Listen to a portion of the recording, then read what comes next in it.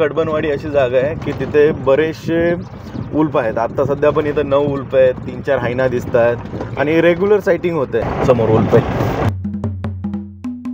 Cross होत आहे.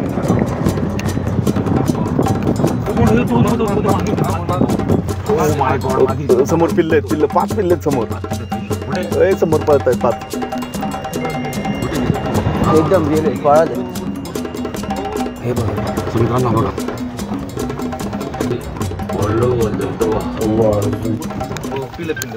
कुठे कुठे कुठे उल्फची पिल्लं दिसणं खूप रेअर आहे. एवढी नशीब आहे सर.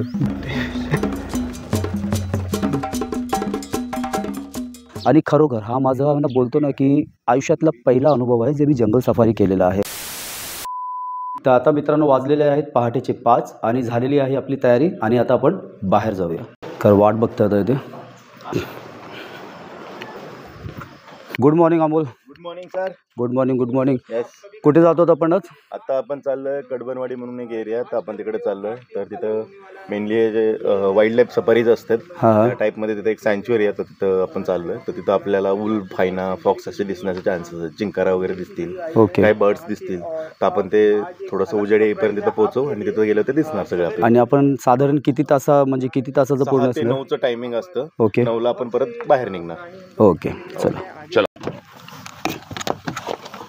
नाही म्हणत मी आता एक किलो. अरे बस तरी लागत नाही का?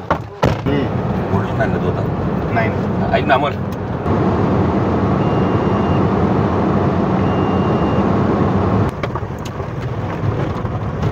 तर मित्रांनो आपण चेकपोस्ट क्रॉस करून आता जंगलात प्रवेश केलेला आहे आणि हे पूर्णपणे रिस्ट्रिक्टेड एरिया आहे.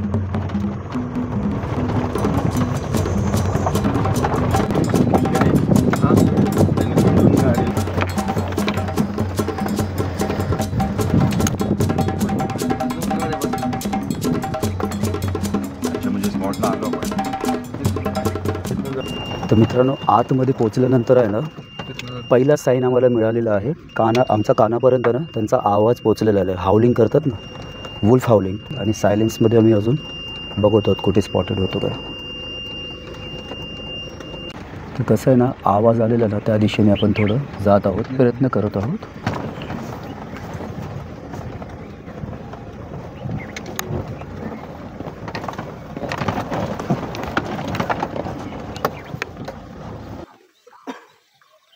तर आपल्याला समोरचा स्पॉट दाखवत आहे ना, ॲक्च्युली तिथे त्यांचा डॅन आहे आणि तिथेच आपल्याला स्पॉट व्हायचे चान्सेस आहेत.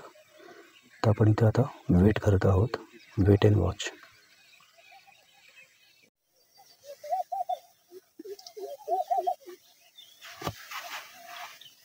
ते मुंगूस आहे.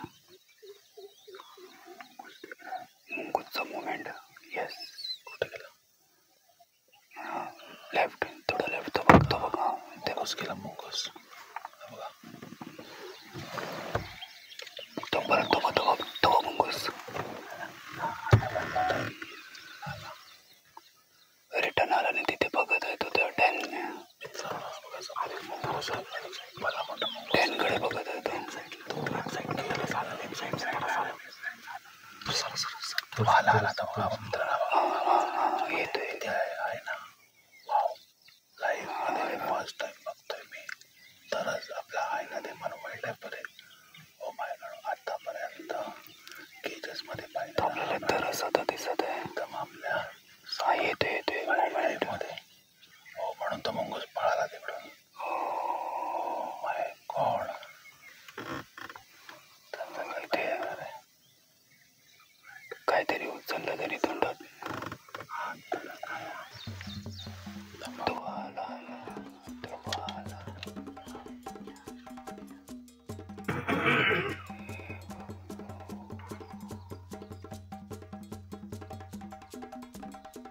असं म्हणतात एक साधारणपणे 15 ते 16 वर्षापर्यंत हे जगतात आणि एका टायमिंगला हे 4 ते 5 पिल्लं जे आपण ज्या साईडला बघितले आता तिथं त्यांचं डेन आहे आणि तिथं त्यांची 3 पिल्ला पण आहेत. तर आपण मागच्या आठवड्यात किंवा त्याच्या आधी तिथं त्या साईडवरती 3-4 पिल्ला बघितलेली आहेत आधी पण. आणि या पूर्ण या टेरिटरीमध्ये एक साधारणपणे 40 किलोमीटरच्या टेरिटरीमध्ये ते राहतात. आता इकडे चाललंय काहीतरी तोंडात पकडलं. शिकार पकडलं शिकार. अच्छा म्हणून मग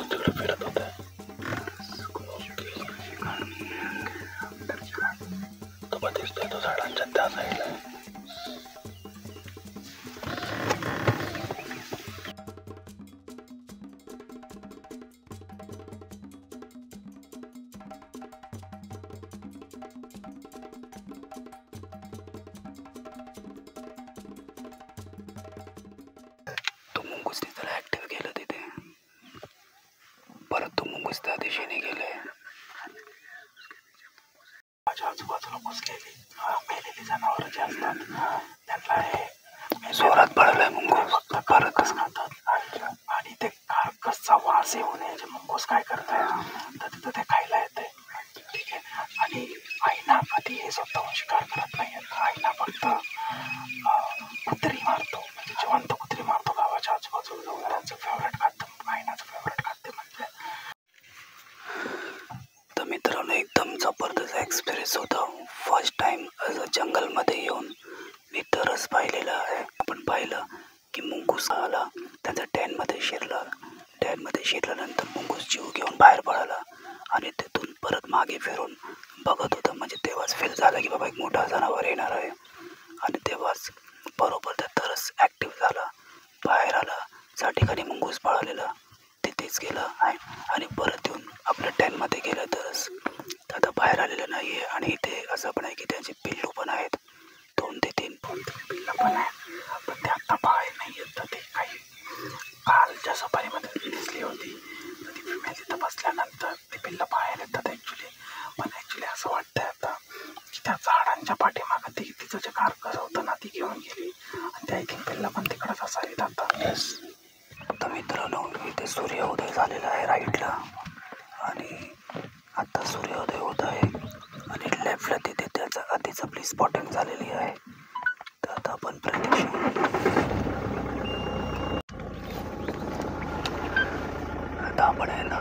प्रतीक्षा करत आहोत. चान्सेस पण आता कमी आहेत पिल्लू पण स्पॉटेड होण्याचे. तर आपण इथून आता मुवमेंट घेऊया आणि सेकंड स्पॉटला जाऊया आणि तिथे अजून काही आपल्याला बघायला मिळू शकतो का ट्राय करूया. कारण जर आपण इथेच थांबलो तर आपले जे दुसऱ्या ठिकाणी जायचे जसं थोडं ऊन वाढेल ते सर्व मिस होऊन जाईल. तर आपण आता सेकंड स्पॉटला जाऊया.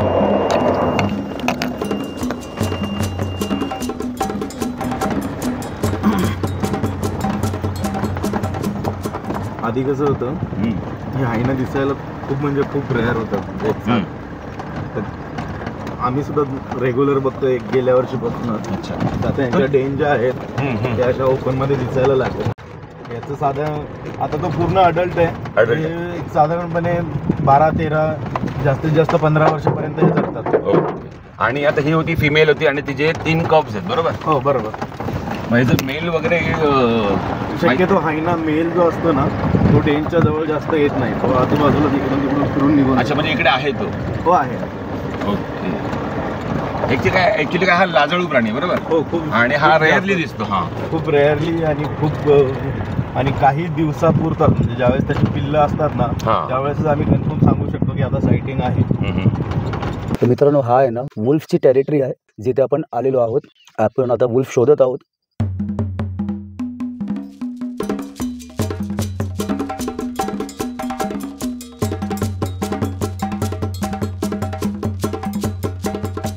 यांच्या बसायची जी जागा असते नॉर्मली ती फिक्स असते. तिसरं यांचा रूट एकच असतो की त्या रूटने जातात त्याच रूटने येतात. आणि यांची टेरिटरी जी असते ती जसं बोललो 30-40 किलोमीटरची असते. त्या एरियात ते असतात. आणि आता उन्हाळ्याच्या दिवसामुळे हे पाणी प्यायला वगैरे बाहेर पडतात. तर वॉटर होलच्या इथं किंवा एखाद्या व्हॅलीतून पाणी जात आहे तर अशा ठिकाणी ते दिसतात. आणि आता उन्हाळा वाढल्यामुळं शक्यतो हे मेनली ऊसाच्या शेताच्या इथं का तर ऊसाची शेतं थंड असतात या दिवसात.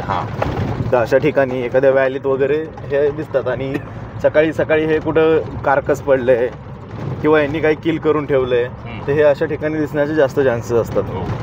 त्या जागेमध्ये आजपर्यंत महाराष्ट्रात अशी कुठलीही जागा नाही आहे की कन्फर्म हे हायना किंवा वुल्फ दिसतील. ओके. आपण बरेचशा ठिकाणी फिरतो, महाराष्ट्रातून बाहेर पण जातो किंवा महाराष्ट्रात पण फिरतो.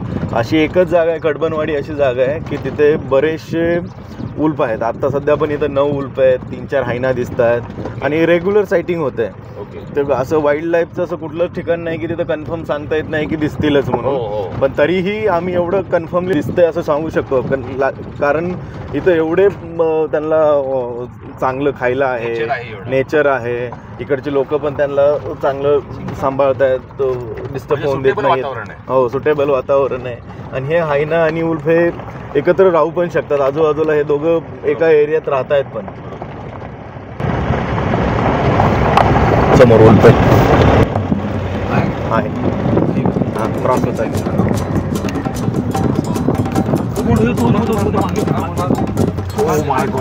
समोर पिल्ले आहेत, पिल्ले 5 पिल्ले आहेत समोर.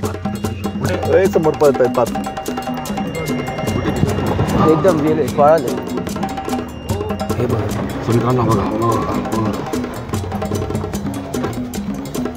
बघा. Oh my God. ओ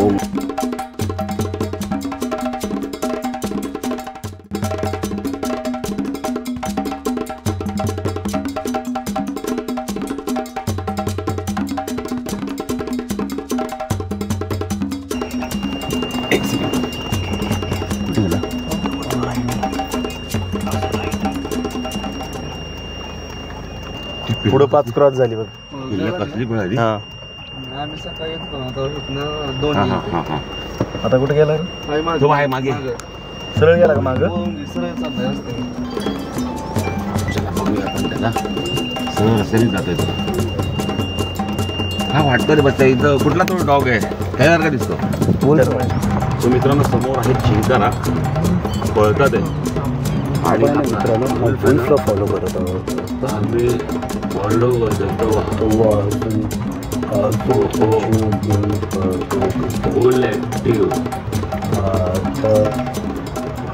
ते लॅपिंगचं नेस्टिंग आहे आजूबाजूला, म्हणून ते लॅपिंग त्याला मारतायत. ओके. हा ते पक्षी त्याला पळवतात ना. हो. आणि ह्याला बघूनच मला वाटतं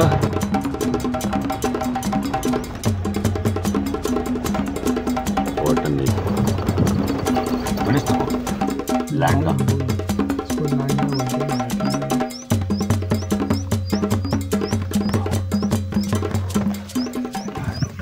एकदम मित्रांनो सायलेन्समध्ये उभा आहे, म्हणजे कुठेतरी लक्ष देऊन. ते जे त्याच्या समोरून 2 जे चिंकारा खाली क्रॉस झाले ना, त्यांना तो बघतोय. अच्छा. शिंकाऱ्याला बघतोय. हे मेल आहे. मेल आहे.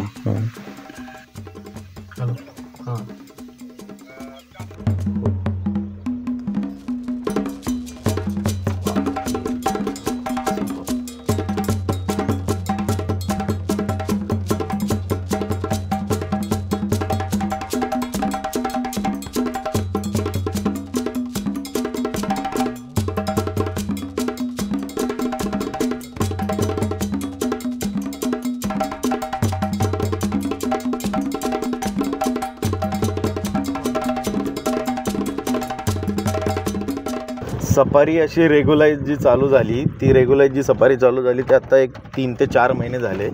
बट आम्ही आधीही या भागात खूप काम केलेलं आहे. ओके. तर म्हणजे इथलं कन्झर्वेशन असेल, रेस्क्यू असेल, किंवा इथं ही जी सफारी आहे ते हे आधीपासूनच आम्ही खूप आधीपासूनच हे करायचो. अच्छा. त्याच्यामुळे हा एवढा एक्सपिरियन्स आहे. साधारणपणे आतापर्यंत 15 वर्ष झाले हेच काम करतो मी स्वतः इलेक्ट्रिकल इंजिनियर आहे. मी टाटा मोटर्समध्ये लँड रोवर जॅग्वारला 4-5 वर्ष जॉब पण केला आहे. पण माझं हे फॅशन हे म्हणून वेड हे म्हणून तर मी हे मला आवडतं करायला, म्हणून मी हे काम करतो. तर मी जगभरात फिरत असतो, वेगवेगळं एक्सपिरियन्स घेत असतो. कुठं काय दिसतं ते बघत असतो, लोकांना दाखवत असतो. मला स्वतःला फिरायला आवडतं म्हणून मी हे करतो. ओके. आणि आता अमोल आपण इथे ह्या स्पॉटला जिथे आलेलो आहोत. पिल्ल कुठे कुठे तिकडे थोडासा ये ना, बघत आहे. वुल्फची पिल्लं दिसणं खूप रेअर आहे. एवढी हा ना, नशीब आहे ना. हो, खूप शाय हे आहेत पिल्ल. हो, आमचं नशीब आज भारी आहे. खूप आणि शाय आमच्याकडेच असतात बघत आहे तो. आणि वाव. ते बांधाने तिकडे गेला. आता ह्यांची शक्यता बाहेर यायची कमी आहे का. आता यांच्याबरोबर त्यांचे जे अडल्ट होते, पेरेंट्स होते, ते पलीकडच्या साईडला गेलेत आणि हे 5 इकडं क्रॉस झालेत. तर हे शक्यतो आता झाडीच्या मध्ये बसून राहतील आणि ज्यावेळेस ते मेल फिमेल यांच्याकडे येतील त्यावेळेस ते त्यांच्याबरोबर परत जातील. मी समजा की आता ते मेल फिमेल आले आणि हे झाडीमध्ये लपून बसलेले असतात पिल्लू, तर त्यांचं साईन कसं आहे, कॉन्टॅक्ट करायचं कसं माहिती? स्मेल येतो किंवा थोडासा आवाज करतात, त्याच्याने ते बाहेर येतात. ओके. आवाज पण एकदम ते त्यांच्या सायलेंटली आवाज करतात. हो. आता जो उल्फ दिसला तो त्याचा वय साधारण किती असेल आता दिसला तो? आता जे छोटंसं पिल्लू दिसलं ना त्याचं वय एक साधारणपणे 4 महिने वगैरे. 4 महिने. आपलं नशीब एवढं चांगलं आहे की टायगर पेक्षा पण हे वुल्फ आणि हायना खूप बघायला रेअर आहेत. टायगरला तरी प्रोटेक्शन खूप जास्त आहे, त्यांची टेरिटरीमध्येच आहेत, ते जंगलातच आहेत. त्यांचं असं नाहीये, हे छोटस गावाच्या आजूबाजूला काय मेलं की तिकडे जातात. लोकांना असं वाटतं की वुल्फ येत आहेत, तर गावातले लोक त्या कार्कस मध्ये काय पॉइझन टाकतात, तर त्याच्याने अख्खे पॅकचे पॅक यांचे मरले जातात, हायना मरतात. हे परत असे आडबाजूला कुठं विहीर असली काय असली पाण्याच्या शोधात जाऊन त्याच्यात पडतात, त्याच्यात पडल्यानंतर मरतात. बरेचसे यांची कारण आहेत. वाहक तरी तुम्हाला कदाचित ताडोबाला गेला तर दिसेल, पण हे उल्फ किंवा हायना बघणं खूप रेअर आहे. काही काळ आता समर चालू आहे, यांची पिल्लं आहेत म्हणून ही आपल्याला दिसत आहेत. पावसाळ्यात सुद्धा हे उल्फ खूप भारी दिसतात ग्रीन बॅकग्राऊंड मध्ये.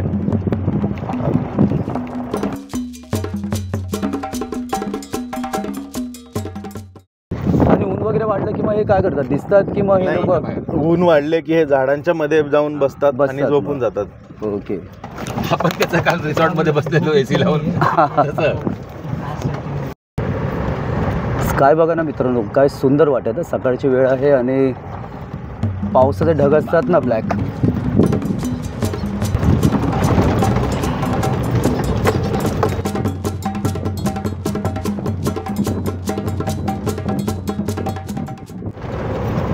तर आपलं आता हायना बघून झालं आणि वुल्फ बघून झालं, बरोबर. दोन्ही स्पॉटिंग झालेले आहेत. येस. मग आता काय चान्सेस आहेत अजून आपल्याला इथे? आपण ते 2 बघायला चालतो, दोन्ही झाले आपले. हा आता हायनाच्या इथं गाड्या काही वेट करतात, त्यांना फोन केलता तर ते नाही आला बाहेर. अजून मोमेंट नाही झालाय तिथे.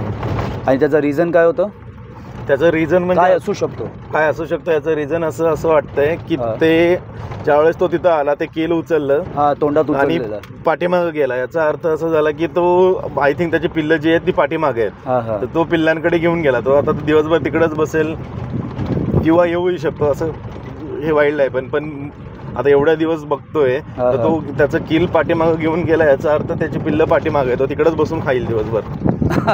तो त्याला घेऊन येईल बाहेर. पण मला तेव्हाच फील झाला, मी बोललो हा मुंगूस आलाय, कारण त्यांची कशी ॲक्टिव्हिटी असते ना, ते बघतात ना. आतमध्ये गेला आणि जेव्हा धावत बाहेर आला, हाईटवर गेला आणि पुन्हा तिथे वळून बघत होता, तेव्हा फील झाला. तर मोठे प्राणी जेव्हा असतात तर छोटे प्राणी आधी ॲक्टिव्ह होतात हो त्या ठिकाणी, आणि तो साईन होता. असं वाटलं की बाबा येणार, आणि तेवढ्यात लगेच अमोल बोला तो हायना दिसत आहे. Steppe eagle, tawny eagle, greater spotted eagle, marsh harrier, असे भरपूर सारे रॅप्टर्स येतात. जेणे काय येतात त्याचं कारण असं आहे की हे सायबेरिया रशियामध्ये जे बर्फ पडतो, बर्फ पडल्यामुळं तिकडं खूप जास्त थंडी होते, तर तिकडचे डक्स वगैरे आपल्याकडे मायग्रेट ज्यावेळेस होतात त्यांच्या पाठीमागं हे त्यांना खाणारे पण आपल्याकडे येतात. तर हे जे पक्षी दिसतात हे 12ही महिने आपल्याकडे असतात. जसे ही बुलबुल आहेत, परत तुमचे ड्रॉंगो आहेत, समोर रस्त्यात ग्रे फ्रँकोलिन चालले आहेत, तर हे आपल्याकडे 12ही महिने दिसतात.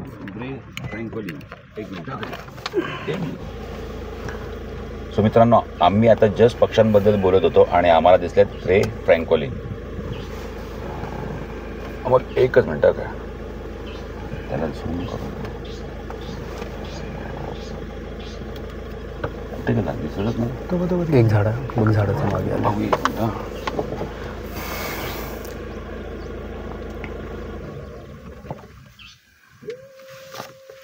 तिकडे चाल. कसलं असेल आम्हाला वारुळ? मुंग्यांचं. मुंग्यांचंच ना. असं म्हणतात. मुवमेंट असते जास्ती ना, राईट.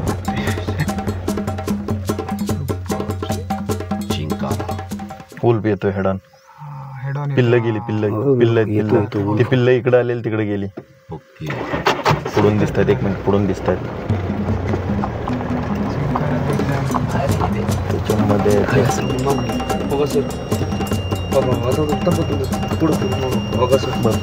कुठे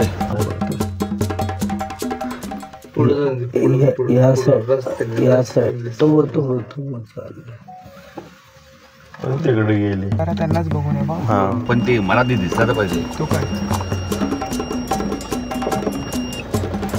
सो मित्रांनो, इथे आहे चिंकारा आणि त्याच्या बरोबर समोर आहे ना, ते आहेत वुल्फची पिल्लं आहेत, जी मगाशी आपण तुम्हाला दाखवत होतो. ती ह्या साईडला आलेत आता, आणि हा अलर्ट मोडवरच आहे.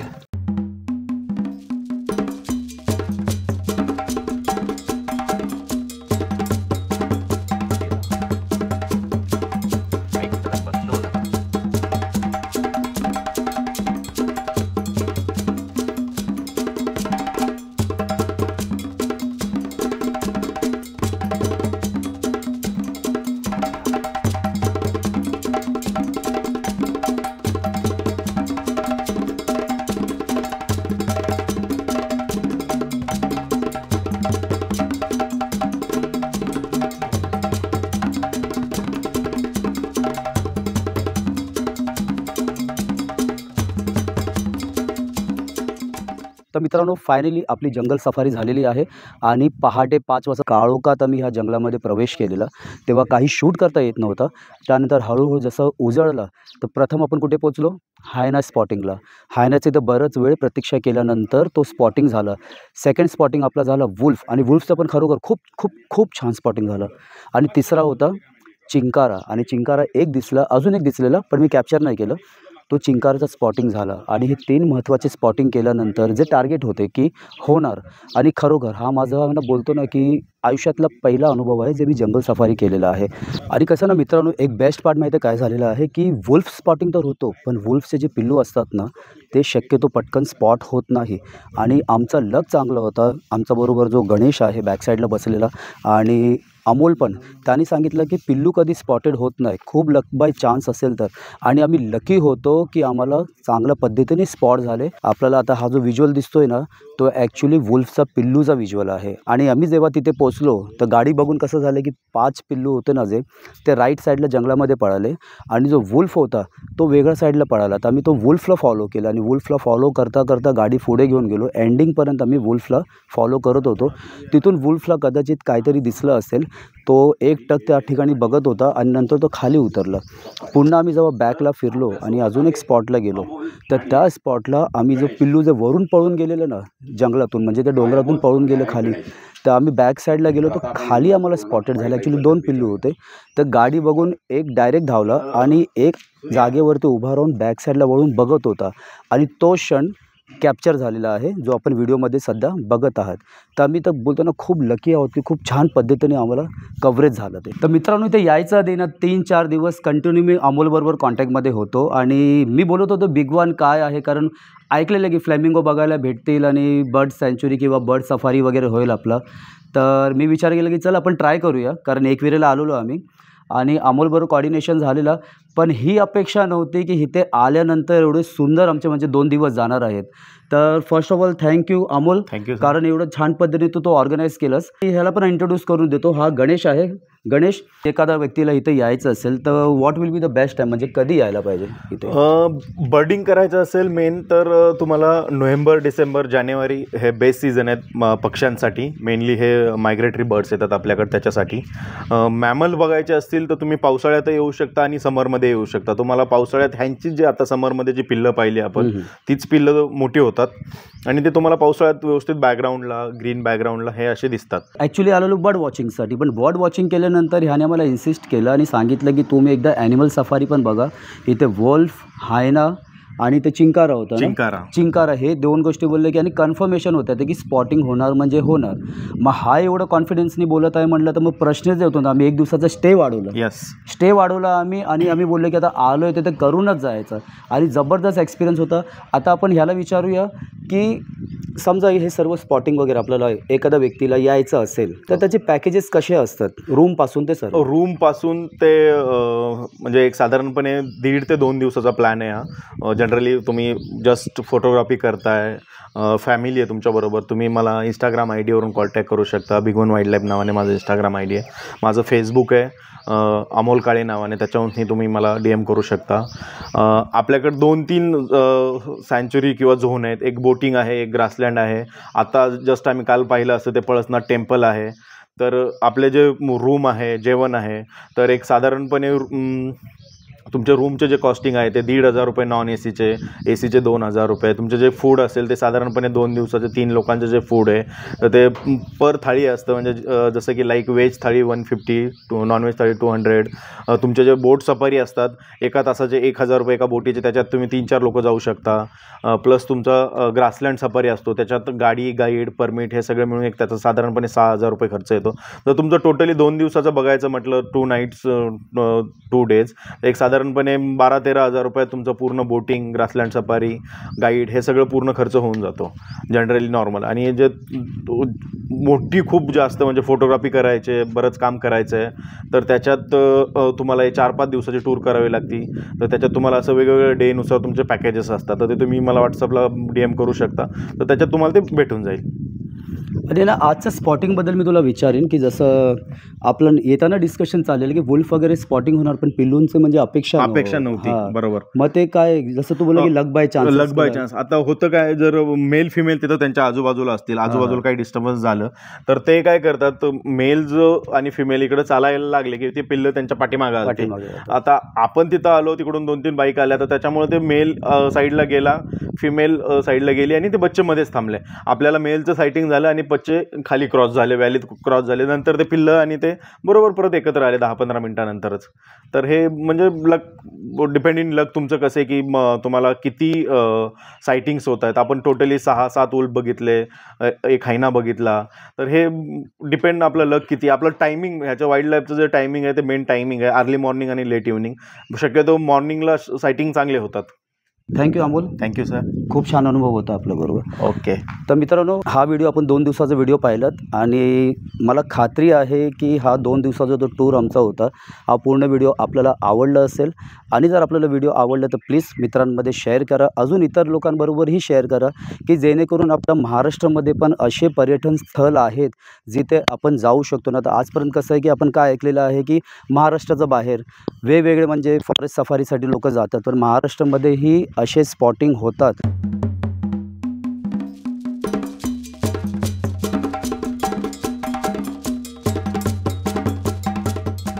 तर चला मित्रांनो, आता बॅक टू पवेलियन.